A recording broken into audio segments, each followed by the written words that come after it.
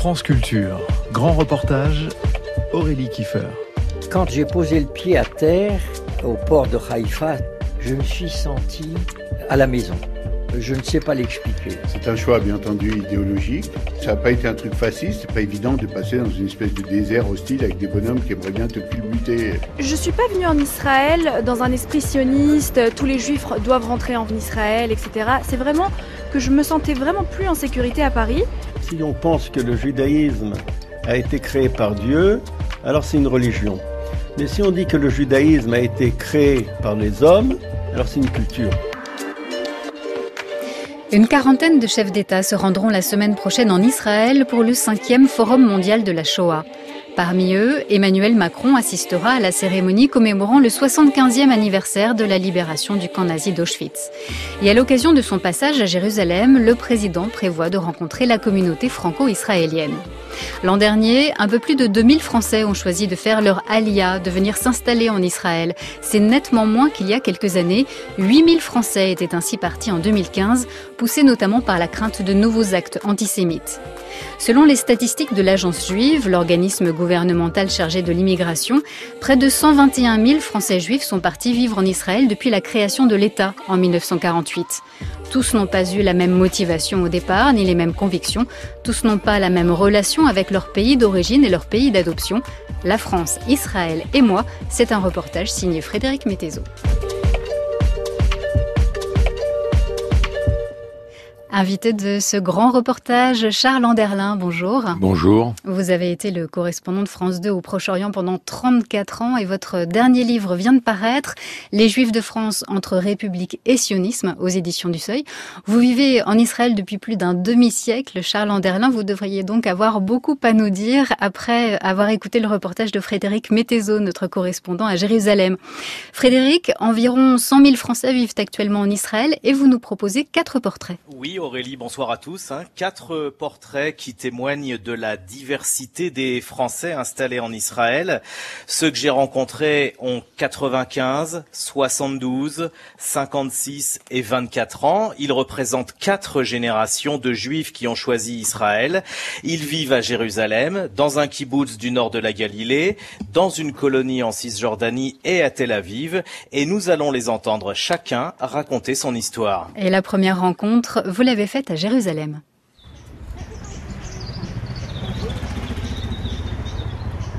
Le quartier Rehavia à l'ouest de Jérusalem. On est à mi-chemin entre la vieille ville et la Knesset, le Parlement israélien. C'est un quartier résidentiel, assez calme, assez vert. Traditionnellement, c'est le quartier des intellectuels, des universitaires et des artistes. L'écrivain Amos Oz a écrit de belles pages à propos de Rehavia. Et c'est là que vit Lucien Lazare. Il est né à Strasbourg, il a été résistant, professeur d'histoire-géographie, journaliste. Il a dirigé le lycée René Cassin de Jérusalem. Et la première fois qu'il est venu en Israël, c'était il y a 71 ans. Comment allez-vous ? Dieu merci, ça va. La première fois que nous sommes venus en Israël, c'était en 1949, à peine un an après la proclamation de l'indépendance d'Israël. On a consacré les vacances d'été à ce qui fut notre voyage de noces, c'est-à-dire un voyage en Israël. On a fait le déplacement, non pas par air, parce qu'on n'avait pas de quoi se payer un voyage aérien, mais par un bateau qui nous faisait embarquer à Marseille. C'était pas du tout un pays très visité par les touristes à l'époque. On a voyagé par autostop, ce qui était d'ailleurs très répandu à l'époque en Israël. Et on a fait donc le voyage aller-retour de Marseille à Marseille, en séjournant un mois entier en Israël. Qu'est-ce que ça représente pour vous, Français juifs, cet État d'Israël ? Ça représentait quelque chose qui apportait un bouleversement, une métamorphose, je pourrais presque dire, dans l'histoire. Mais quand j'ai posé le pied à terre, au port de Haïfa, j'ai ressenti quelque chose que je n'ai pas tout de suite formulé. En fait, je me suis senti curieusement à la maison. Je ne sais pas l'expliquer. Je ne l'explique pas encore maintenant. Ça arrive rarement dans une vie, mais ça m'est arrivé à ce moment-là. Et une vingtaine d'années plus tard, vous décidez, avec votre épouse, de venir vivre ici. Ce choix, il est pris dès 1949 ou c'est un cheminement qui est plus long ? C'est un choix qui s'est produit en 1949. Rationnellement, ça ne supporte pas l'explication. Et d'autant plus que Janine n'a pas ressenti ce que j'ai ressenti. Mais elle éprouvait néanmoins une attraction pour un pays et une société qui avaient un programme en ce qui concerne son avenir dans le genre humain. Elle préférait choisir une aventure sociale et familiale qui constitue un projet nouveau, ancré dans l'antiquité du peuple auquel elle se sentait appartenir. Et c'est ce qui, je crois, a été notre essentielle motivation. Est-ce que ça veut dire que la France, l'Europe, n'était pas ou n'était plus votre maison ? Je ne me suis pas du tout senti chassé d'Europe. Je n'ai pas quitté l'Europe. Je suis allé en Israël. Encore aujourd'hui, j'éprouve une très profonde satisfaction d'avoir la double nationalité, d'être français en France et israélien en Israël. Le fait d'avoir deux patries, une patrie d'origine et une patrie d'adoption, c'est pour moi un privilège. Patrie d'adoption parce que vous avez adhéré au projet politique d'Israël, qui à l'époque est un projet sioniste de gauche, mais aussi en tant que juif pratiquant ? Oui, c'est l'un et l'autre, mais il s'agit de deux démarches étrangères l'une à l'autre. La combinaison de la politique et de la religion sont pour moi quelque chose de contraire à la nature humaine. Je suis non seulement républicain, mais je considère que l'école idéale, c'est l'école laïque française. Or, moi, je me soumets à la discipline religieuse librement qu'exige la loi orthodoxe. Ce pays que vous avez choisi, Israël, il a beaucoup changé ? Oui, il traverse une crise. Israël est considéré aujourd'hui comme un pays comme les autres par le monde.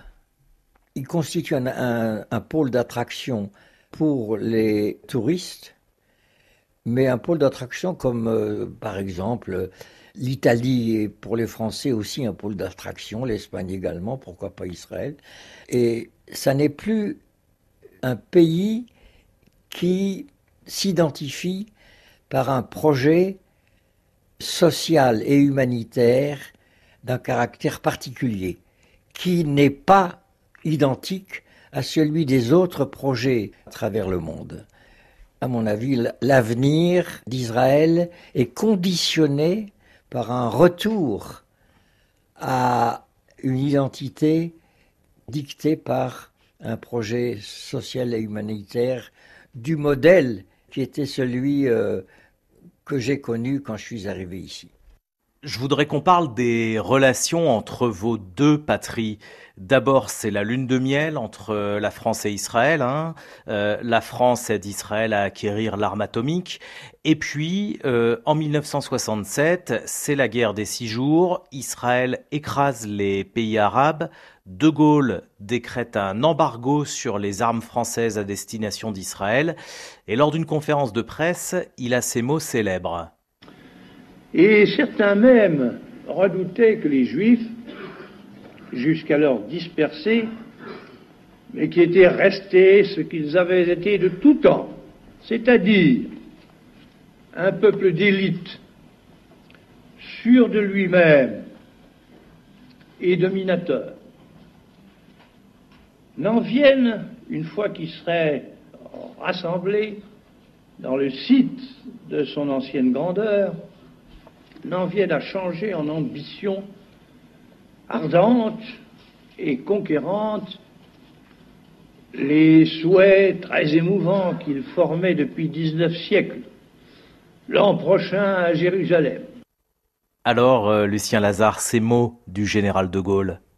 Quand ils ont été prononcés, je les ai saisis comme la majorité des Juifs en France ont considéré cette formule du général de Gaulle comme un tournant dans la politique française à l'égard d'Israël.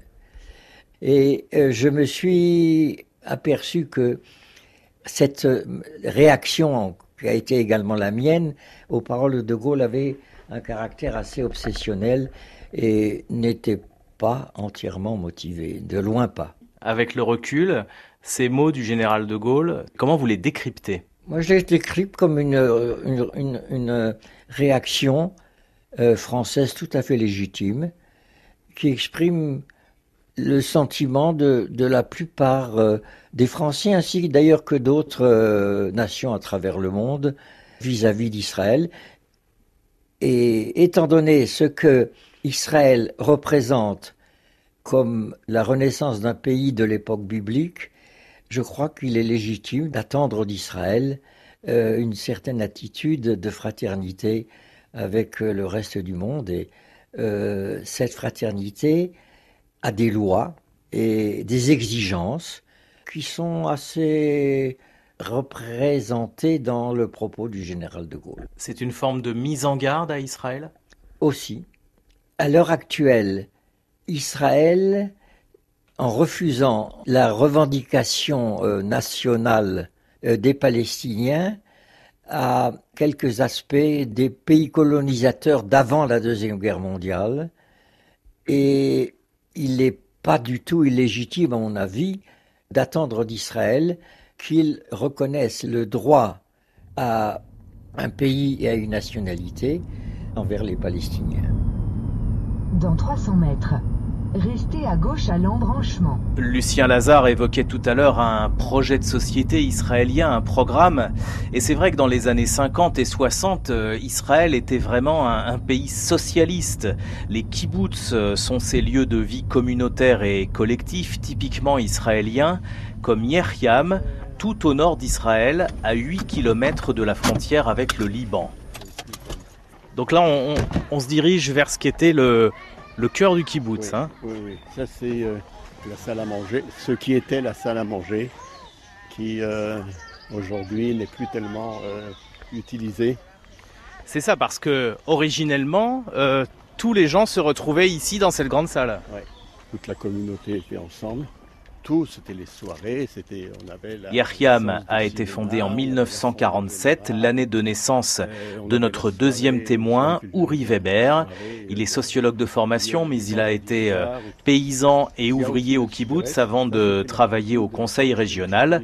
Et on le retrouve donc chez lui au kibbutz, dans son pavillon de type lotissement, noyé sous les arbres et les fleurs. Je suis né en Pologne, mais à l'âge de 1 an, mes parents ont émigré vers la France, donc j'ai grandi en France jusqu'à l'âge de 19 ans. C'est la France qui a représenté mon pays maternel. Et après le bac, je suis venu en Israël. Déjà, à Paris, on faisait partie d'un mouvement de jeunesse. Et c'est dans le cadre de ce mouvement de jeunesse que petit à petit, on s'est organisé, tout un groupe, pour venir en Israël au kibbutz. Pour nous, le kibbutz, c'était la société socialiste. C'était à l'époque où encore le socialisme semblait avoir un avenir important. Disons qu'au niveau idéologique, on était bien de gauche. C'était l'économie planifiée, c'était les centrales syndicales qui tenaient en main une grande partie de l'activité économique. Tout ça, c'était une société coopérative à très haut niveau. Vous arrivez en 66, vous faites l'armée dans la foulée, c'est cela? Je suis rentré à l'armée 6 mois après être arrivé en Israël. 1 an après, juin 67, c'était la guerre des 6 jours. Pour un jeune homme plutôt anticolonialiste, porter l'uniforme, faire la guerre, ça vous a posé des questions morales ou pas du tout? Non, c'est pas aucun rapport avec l'armée israélienne et l'armée française de la guerre d'Algérie telle que nous, on l'a connue et on a grandi avec cette histoire-là. Non, l'armée en Israël, c'est une armée très populaire avec une ambiance populaire et c'est pas du tout un sentiment d'armée de colonisation, etc.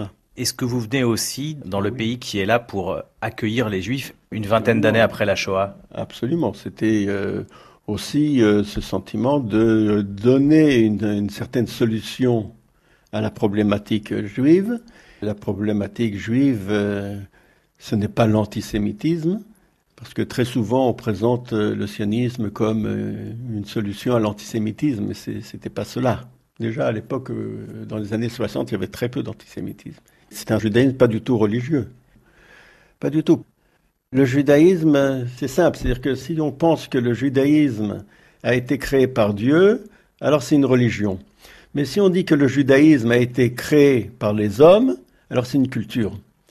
Et c'est très différent. Pour nous, le judaïsme, c'est notre culture, c'est nos racines, et c'est la base qui nous permet de nous développer une appartenance. Et développer, vivre et assumer cette culture, c'était pas possible dans la France des années 60 ? Non, c'était pas possible à l'époque, c'était pas possible non plus aujourd'hui. C'est-à-dire que... on peut pas être français et juif ?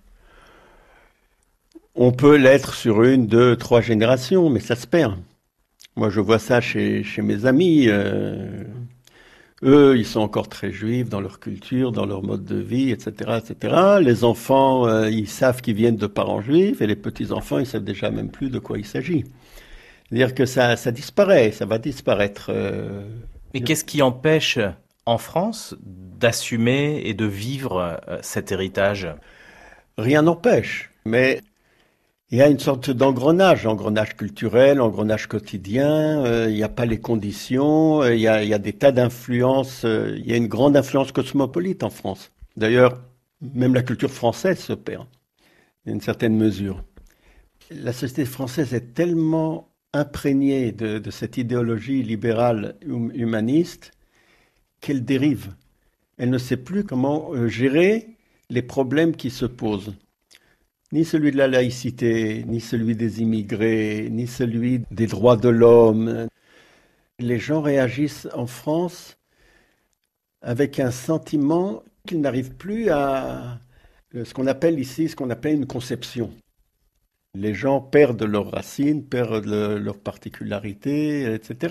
Et les jeunes le recherchent. On voit le malaise que crée ce sentiment qu'en fin de compte, tout le monde c'est la même chose, tout le monde c'est une culture assez universelle, une culture complètement laminée, à dominance américaine, de tout partout. Le modèle républicain, il parlait surtout des droits du citoyen. Alors en tant que droit du citoyen, ça marche. Tout pour le citoyen, rien pour la communauté. Oui, c'est ça. C'est-à-dire que la communauté, c'est pas important pour... l'État républicain.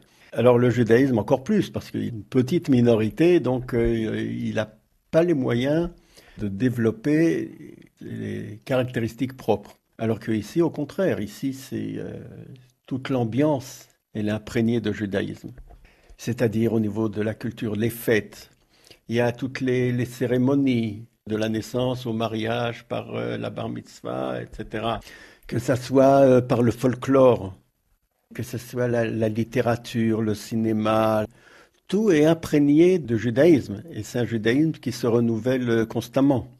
Ceux pour qui le judaïsme est important, le judaïsme en tant que culture, en tant que patrimoine est important, c'est en Israël. En France, ils peuvent vivre en tant que Français, c'est très bien, mais ils doivent être conscients que c'est une question de 1, 2, 3 générations et c'est fini. C'est-à-dire que le judaïsme de France... encore quelques générations disparaîtra, où il sera très marginal, de plus en plus marginal. Ce sera un souvenir, mais ceux qui veulent assumer leur judaïsme, c'est en Israël. Vous n'imaginez pas une seconde revenir vivre durablement en France ? Écoutez, j'ai passé l'âge, mais non. J'ai mes enfants ici, mes petits-enfants ici, mes amis ici, j'ai... toute la société, c'est ici que je suis chez moi. Paris, j'aime beaucoup venir pour 1, 2, 3 semaines chaque année pour revoir les amis que j'ai là-bas, mon frère qui est là-bas, mais c'est pas un endroit où je voudrais vivre. Je suis les actualités françaises, les débats français, etc. Mais bon, c'est plus en tant que spectateur qu'en tant que participant. Je m'y sens très attaché.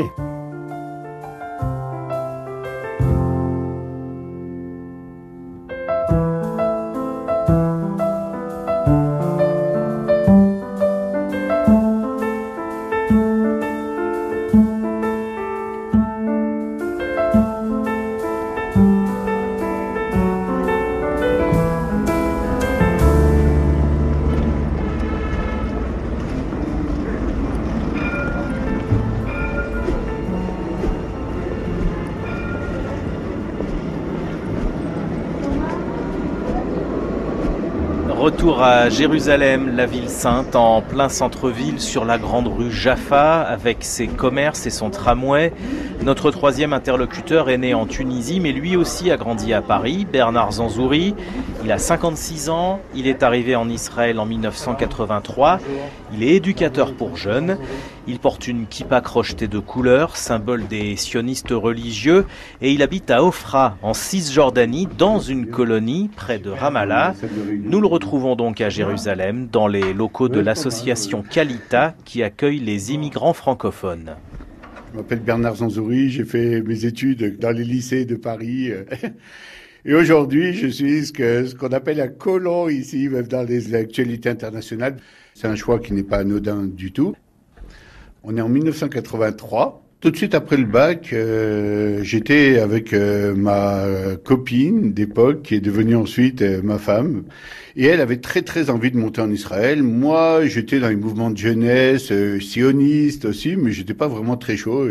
Et j'arrive effectivement, on est un peu après la guerre du Liban. Il y a encore des soldats qui sont au Liban, des soldats israéliens, mais la guerre elle-même est terminée. On gère un peu l'après-guerre.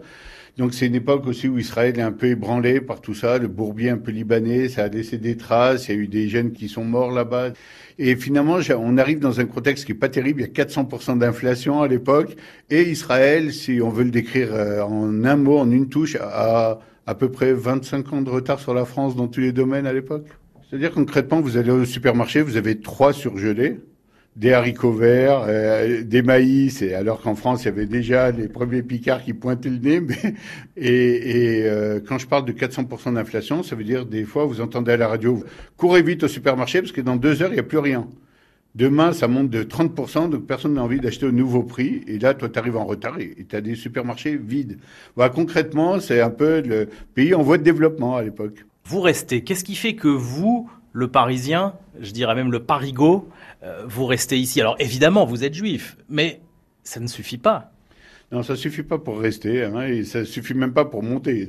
Il y a des juifs partout dans le monde entier. La grande majeure partie ne vient pas en Israël.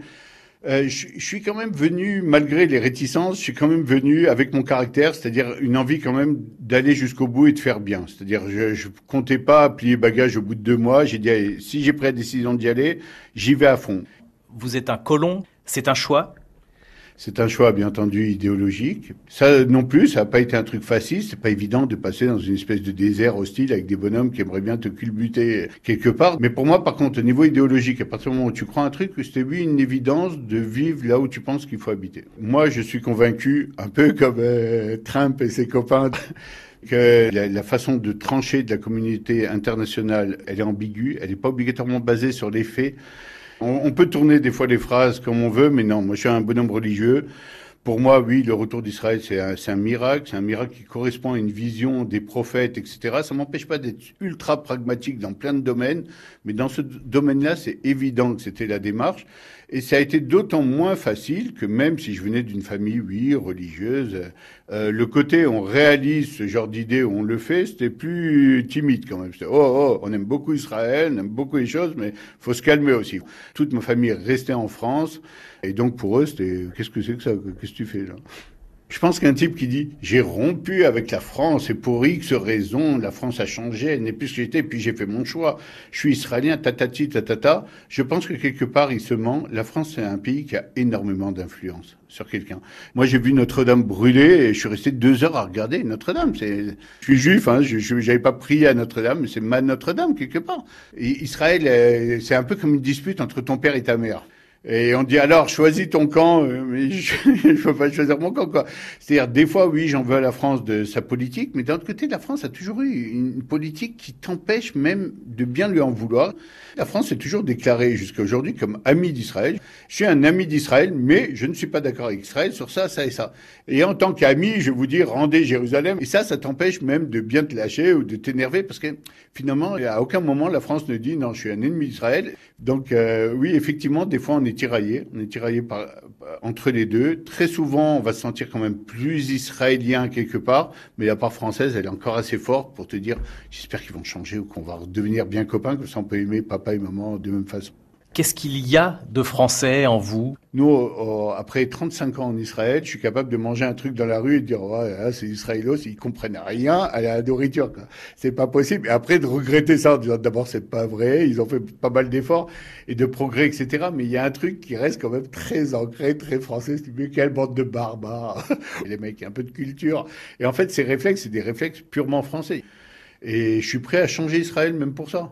Alors moi, ma vie est complètement ici aujourd'hui, mais je sais que mes racines étaient là-bas quand même si j'ai des racines très juives, j'ai des racines très très françaises, et j'y tiens, et je ne veux pas y lâcher.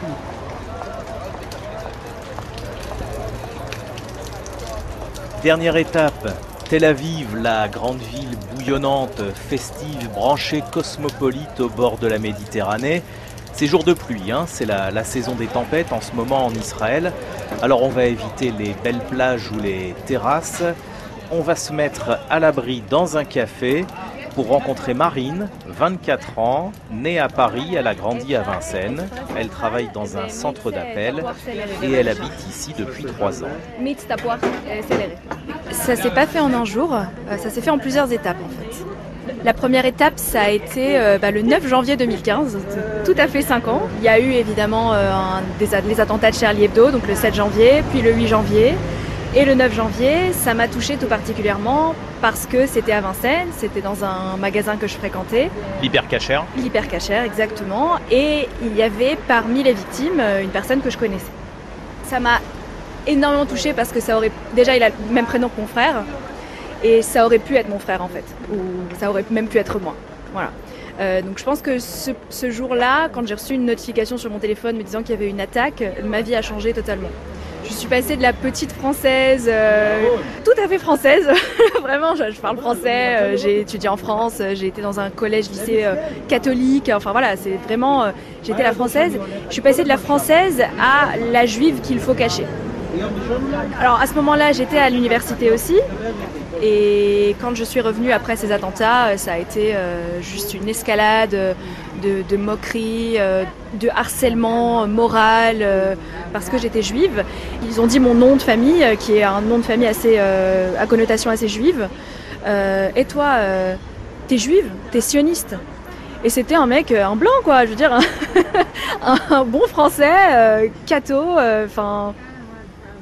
personne lambda qu'on voit dans la rue et c'était un fervent défenseur de Alain Soral, extrême droite et extrême con, vraiment, il n'y a pas d'autre mot. Donc ça a été le premier antisémitisme auquel j'ai été exposée à la fac. Puis après, quelques semaines après, j'ai reçu un message d'un mec qui me dit hey, toi, il paraît que tu défends Israël, ça va pas le faire. Le jour de mon anniversaire, le jour de mes 18 ans.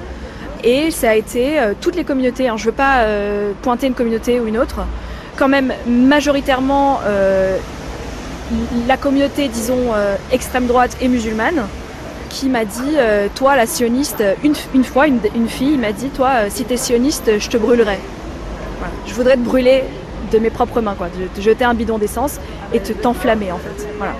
Donc ça a été violent comme ça. On m'a jamais frappé, on n'a jamais levé la main sur moi, mais les propos ont été tellement violents, et encore plus après les attentats de l'Hypercacher, j'ai entendu des propos comme ils ont bien fait quoi. Ils ont bien fait de vous tuer, vous méritez d'être tués. vous êtes des sionistes, vous tuez des enfants en Palestine. Non, mais quel rapport avec moi? Je suis née à Paris, j'ai vécu toute ma vie à Paris, mes parents payent des impôts en France depuis 1980, enfin je veux dire, c'est n'importe quoi, n'importe quoi. Je suis pas venue en Israël dans un esprit sioniste, tous les juifs doivent rentrer en Israël, etc. C'était pas ça l'histoire au départ, c'est vraiment que je me sentais vraiment plus en sécurité à Paris et que j'avais besoin de changement. Et je voulais que mes enfants n'aient jamais à se sentir en insécurité d'être juifs. Donc c'était pas vraiment par sionisme au départ. Alors religieux oui, parce que j'ai toujours voulu construire un foyer juif et avoir des enfants qui auraient été élevés dans cette tradition, parce que j'aime cette tradition véritablement. Après, je suis pas plus religieuse que ça, je suis très croyante, mais je vais pas à la synagogue toutes les semaines, quoi. Vous arrivez en Israël, vivre en Israël, même quand on est juive, c'est pas une évidence. Ah, bien sûr que non. Bien sûr que non, c'est très dur parce que déjà l'hébreu c'est une langue qui est très difficile et ouais, tout est difficile ici, le système de santé est différent et puis même le fait d'être française en Israël, on est aussi stigmatisé. Ah bon? Ouais, bah oui, clairement, ouais, les Français c'est les riches qui arrivent et... véritablement. Mais bon, c'est peut-être un peu poétique, mais je crois vraiment au destin. Et je pense que si je suis là aujourd'hui, c'est pas par hasard. Voilà, je pense que j'ai fait mon temps en France, même si c'était que 21 ans. Vous parlez de sécurité, il y a quelque chose de contre-intuitif parce que ici il y a un conflit avec les Palestiniens, il y a l'Iran qui n'est pas loin. On n'a pas forcément l'impression que c'est un pays très sûr, entre guillemets. Alors effectivement, on pourrait se dire que la France était un peu plus sécurisée. Et puis après, je me suis rendu compte quand même que c'était un pays où on vit dans l'urgence. Tout autour de nous, même là, on est dans un café, tout autour de nous, ces personnes ont fait l'armée. Certaines d'entre elles sont armées. Et c'est ça en fait. En France, en 2015, je veux dire, autour de nous, personne n'était armé. Un terroriste qui arrive et qui décide de tuer tout le monde, on a bien vu ce qui s'est passé. On a bien vu ce qui s'est passé au Bataclan, on a bien vu ce qui s'est passé à l'Hypercacher, on a bien vu ce qui s'est passé chez Charlie Hebdo, pour cette pauvre policière qui est décédée aussi. Il n'y avait pas de sécurité. Ici, en Israël, n'importe où on va, on est fouillé, on passe par des détecteurs de métaux. Dans la rue, s'il nous arrive quelque chose, il y a 10 personnes qui viennent pour voir comment ça se passe. C'est une société qui vit dans l'urgence et qui est prête à réagir. Alors qu'en France, je trouve quand même que, même encore aujourd'hui, en 2020, on réagit pas, quoi. Il se passe des trucs et puis le lendemain, c'était un dégénéré et puis ça ira mieux demain. Et non, ça ira pas mieux demain. On a quand même l'impression que ce sentiment d'insécurité ou d'urgence, il est constitutif de l'identité israélienne. Effectivement. Et au final, aujourd'hui, moi je me pose la question, j'espère qu'un jour on pourra avoir une solution à deux États, mais il y a quand même cette question existentielle qui fait que Israël a été bâti sur une société d'urgence, une société qui est en guerre, une société qui sait que demain elle peut mourir. Est-ce que Israël survivra à la paix? Et est-ce que les pays alentours survivront aussi à la paix avec Israël? C'est une question qui va dans les deux sens. Ça veut dire qu'entre un pays qui est bâti sur liberté, égalité, fraternité, et un pays qui est quand même bâti sur la guerre, comme vous venez de le dire, aujourd'hui vous vous sentez mieux dans le pays bâti sur la guerre? Eh ben oui, aujourd'hui quand il se passe quelque chose, on réagit. En France, justement, égalité, fraternité, tout ce que vous voulez, c'est évidemment que c'est magnifique.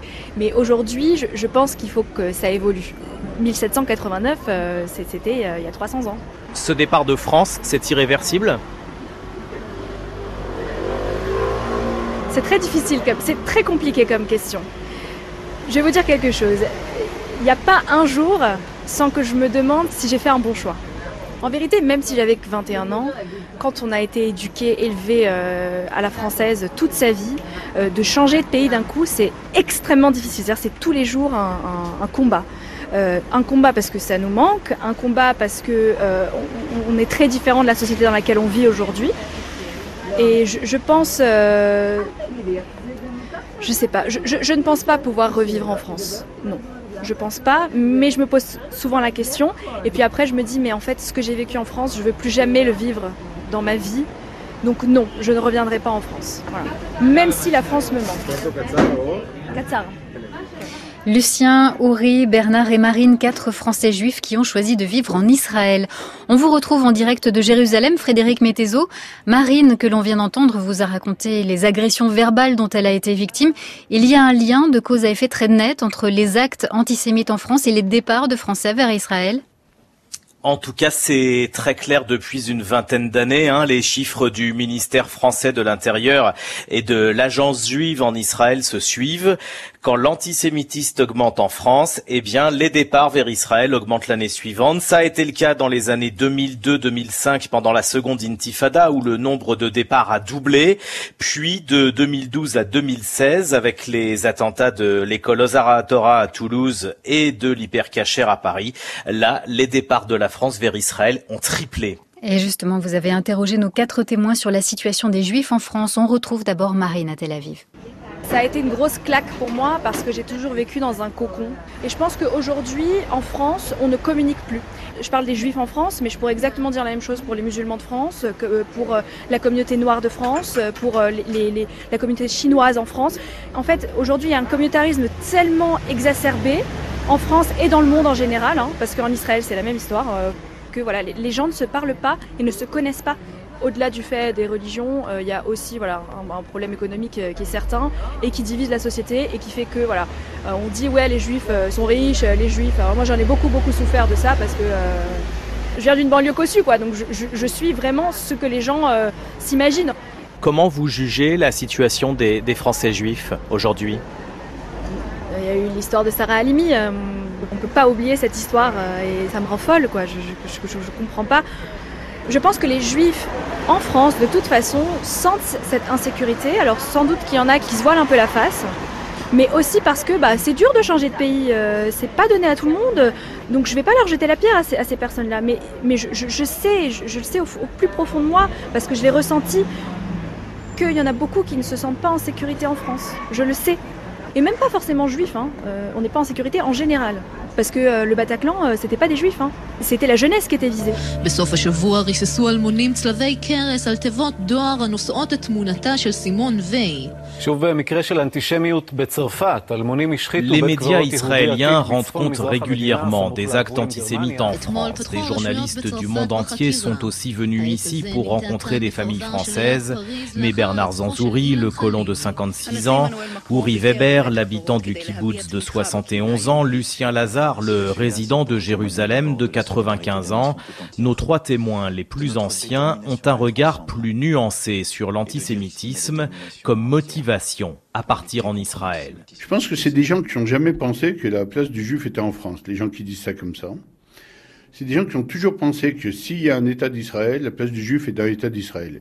Et donc, à partir de là, ils attendent les événements en disant « Ah, voilà, tiens, mais voilà l'hypercacher, et voilà un truc, ça prouve bien ce que je pensais déjà en vrai. » Donc moi, je trouve quelque part, tu as le droit de penser ça, que tous les juifs devraient vivre en Israël. Mais le juif qui veut pas comprendre, il veut pas comprendre. Il a choisi la France, il veut vivre en France. Tu peux rien faire et tu peux rien dire par rapport à c'est un choix personnel, c'est pas un choix collectif. Et même si tu penses qu'en faisant ça, il ne réalise pas la parole divine, etc., c'est son choix personnel, t'as pas à rentrer dedans. Mais espérer quelque part presque que ça va devenir encore plus mal pour pouvoir réaliser ce rêve, je pense qu'il y a quelque chose de malsain dans cette approche. Est-ce que la France est devenue plus dure aujourd'hui pour les juifs qu'il y a 20, 30 ou 40 ans ? Je pense que oui, quelque part.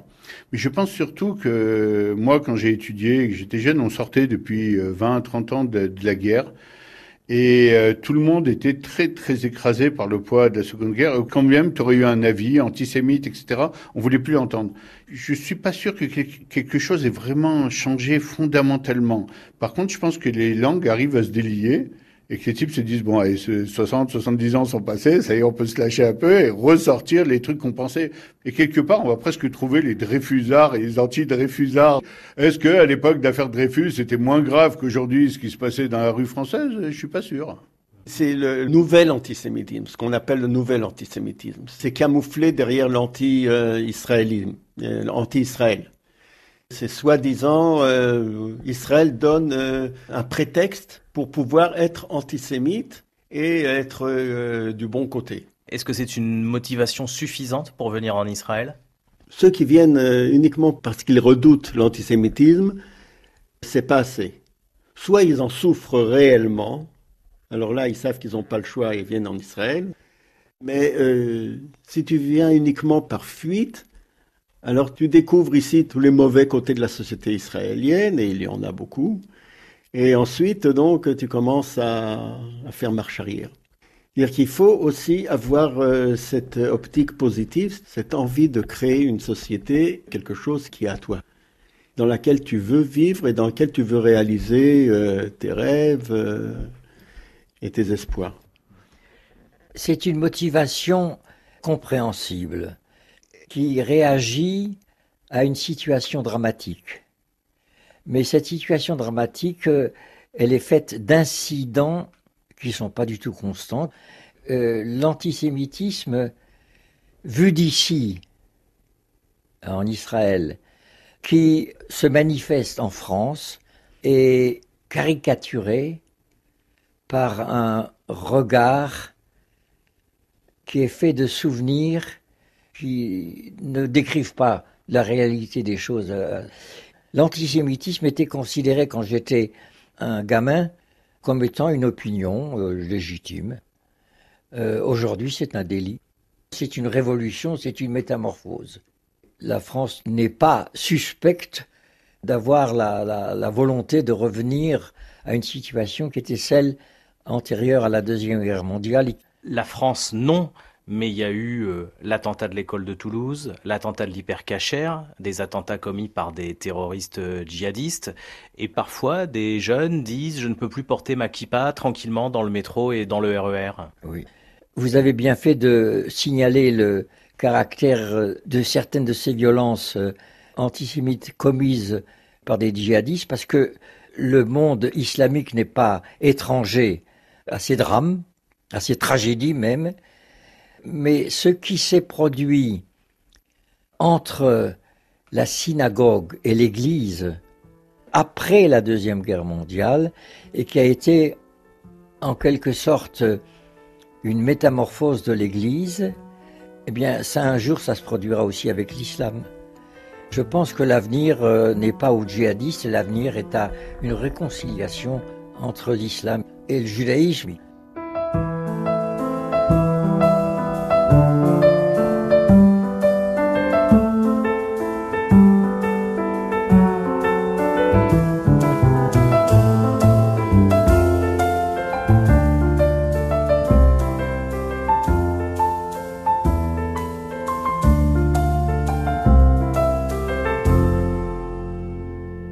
La France, Israël et moi, un reportage de Frédéric Mettezo avec Annie Brault à la réalisation.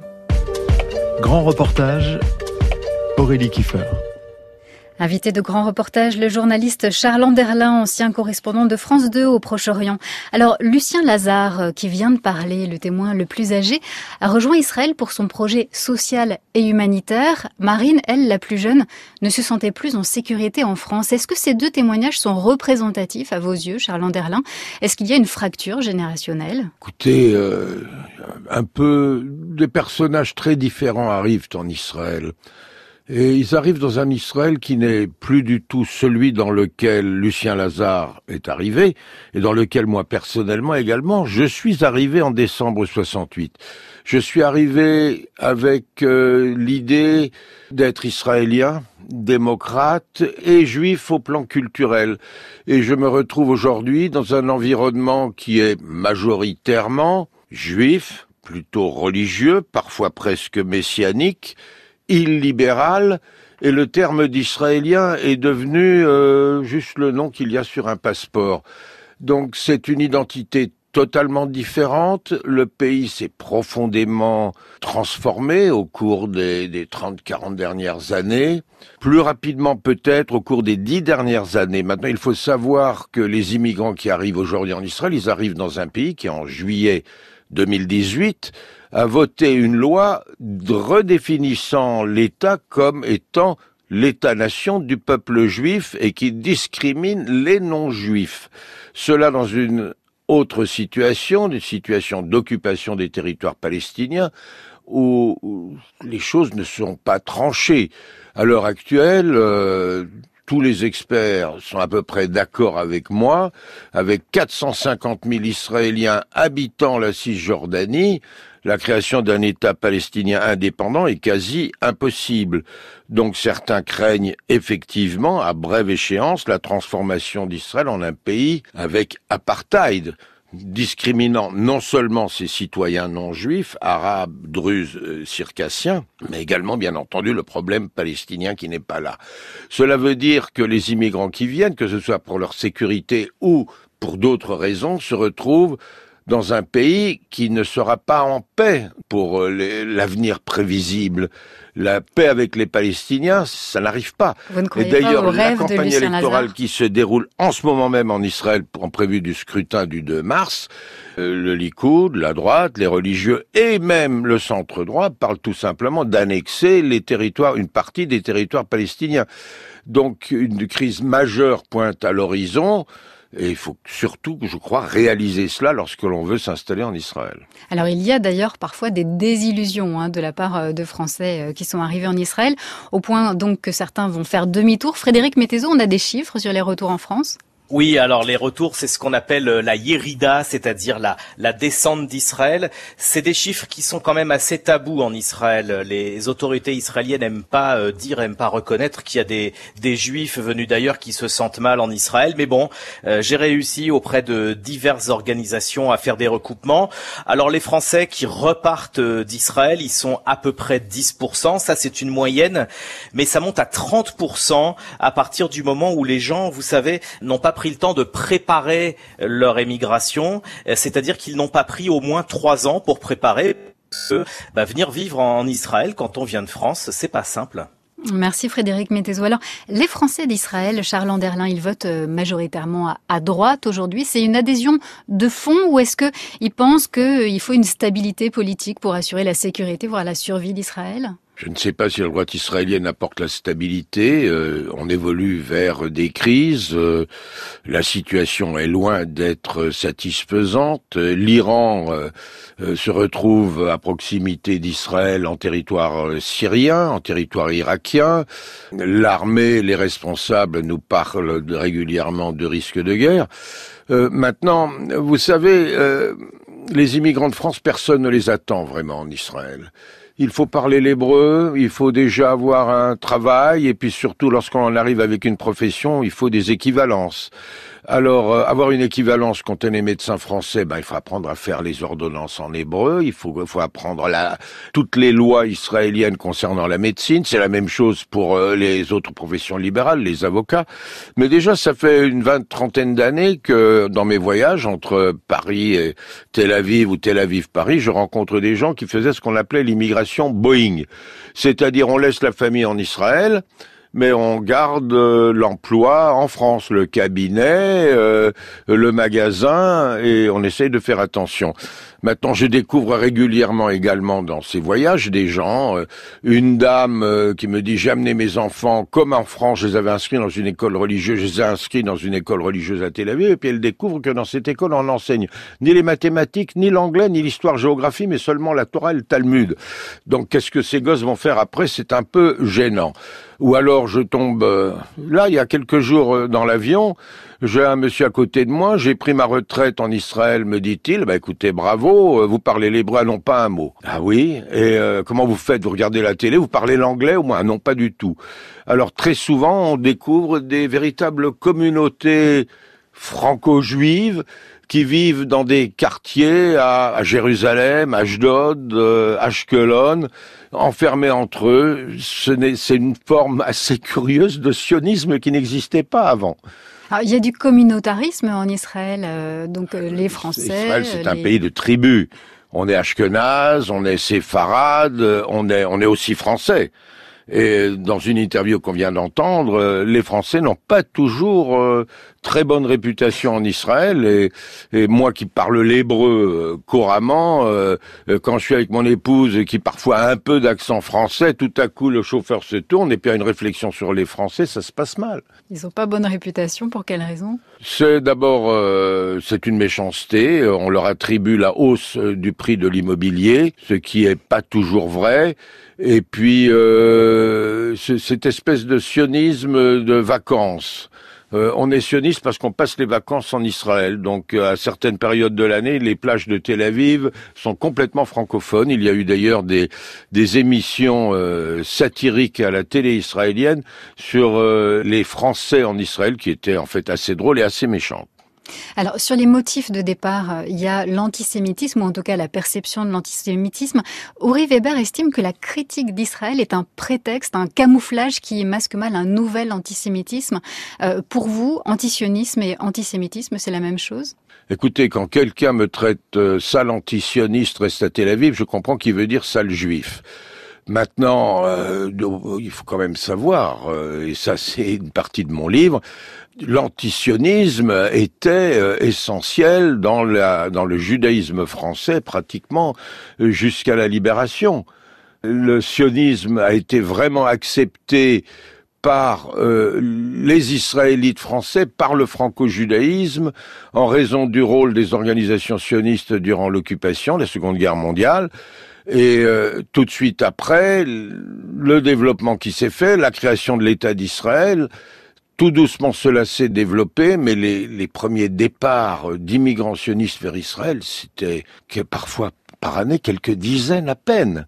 Ça a commencé à démarrer après la guerre de 6 jours, qui est le grand événement pour le judaïsme français vis-à-vis d'Israël et du sionisme.